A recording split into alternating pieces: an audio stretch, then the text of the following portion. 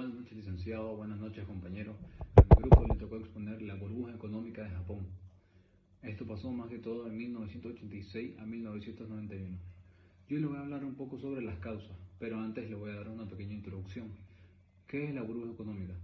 La burbuja económica de Japón fue un momento de gran crecimiento en precios de bienes raíces y también de acciones, que esto terminó en un fuerte colapso que afectó a la economía de este país por décadas.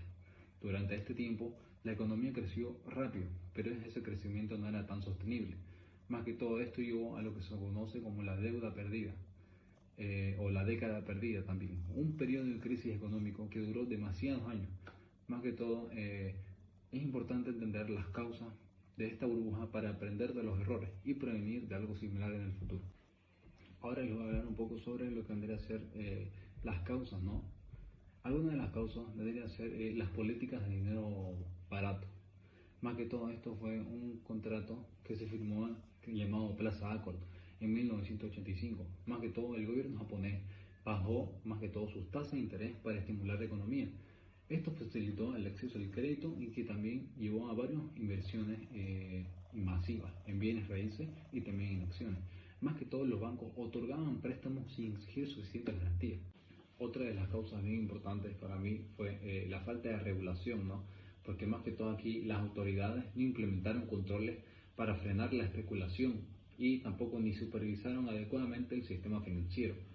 Esto más que todo permitió que los bancos concedieran préstamos sin evaluar los riesgos, ¿no? Y lo que agravó la burbuja y llevó a esto a una crisis bancaria que esta explotó. Ahora otra de las causas debería ser la cultura empresarial y confianza excesiva. Aquí las empresas Keiretsu tenían relaciones cercanas con los bancos, lo que facilitó la obtención de créditos para proyectos especulativos en lugar de productivos.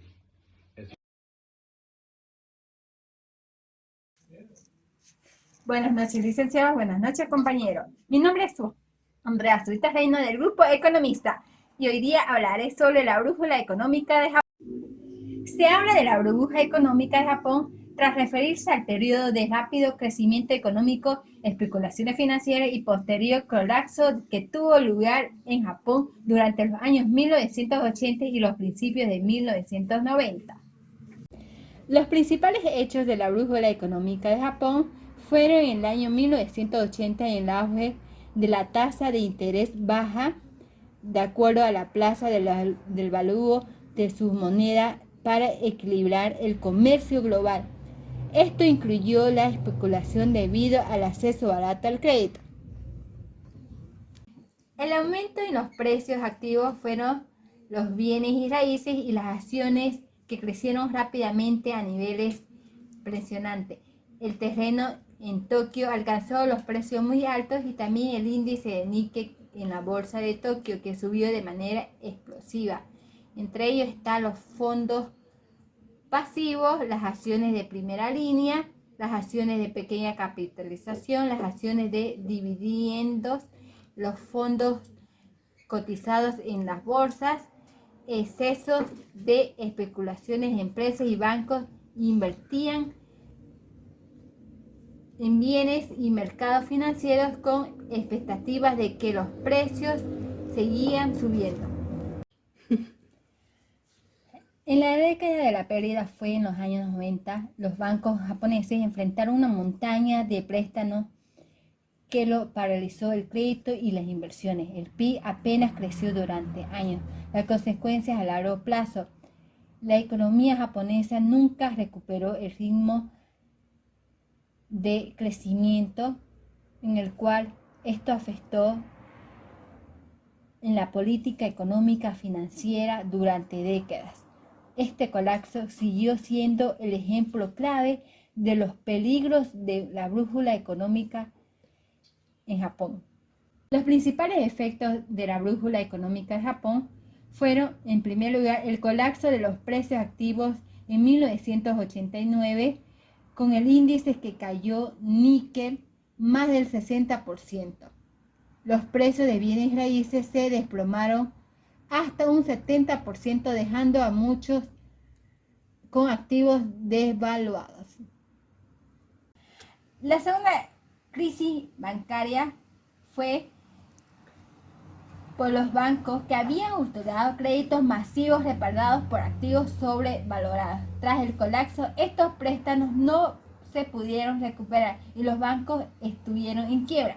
Varias instituciones financieras enfrentaron requiriendo rescates gubernamentales. La tercera inflación prolongada fue la caída de los precios. La economía entró en un ciclo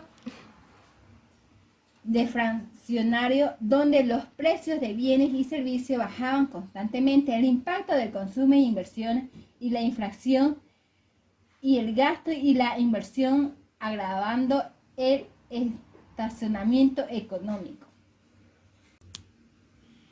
El estacionamiento económico fue la década de la pérdida.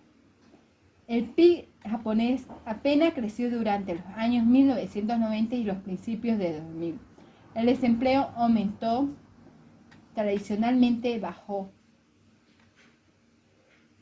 para los estándares japoneses. La reducción de los salarios afectó los ingresos reales de los trabajadores. Como podemos observar en la pantalla, el color verde fue el crecimiento del PIB y la línea es la tasa de desempleo. También se puede observar el índice de los precios activos y la tasa de desempleo. En quinto lugar, el aumento de la deuda pública. Para mitigar los efectos de la crisis, el gobierno japonés implementó paquetes de estímulo fiscal masivo. Esto disparó la deuda pública, que sigue siendo una de las más altas del mundo. En sexto lugar están los cambios en la estructura económica. Muchas empresas grandes tuvieron que reducir costos, cerrar inversiones y enfocarse en las eficiencias.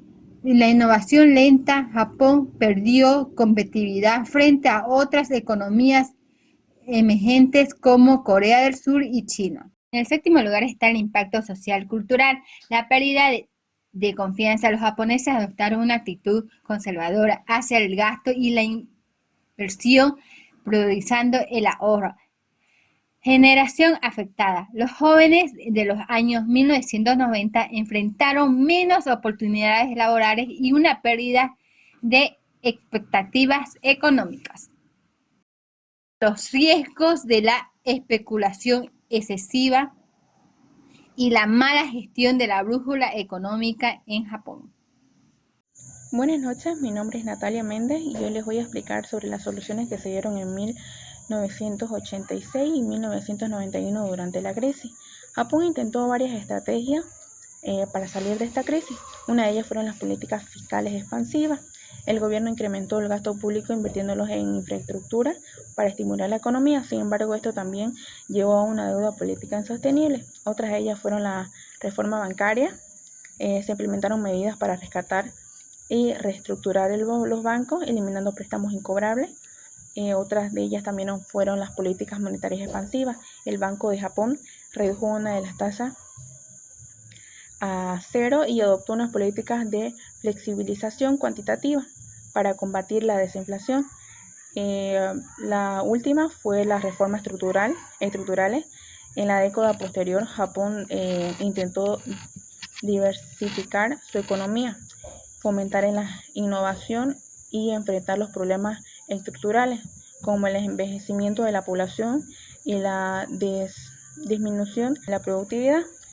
Estas soluciones adoptadas por Japón ante la crisis fueron una mezcla de políticas monetarias expansivas. Sin embargo, la recuperación fue muy lenta debido a los factores como la desinflación persistente, la desconfianza en el sistema financiero y la dificultad para implementar cambios profundos en la estructura económica. A pesar de ello, estas medidas ayudaron a estabilizar la economía.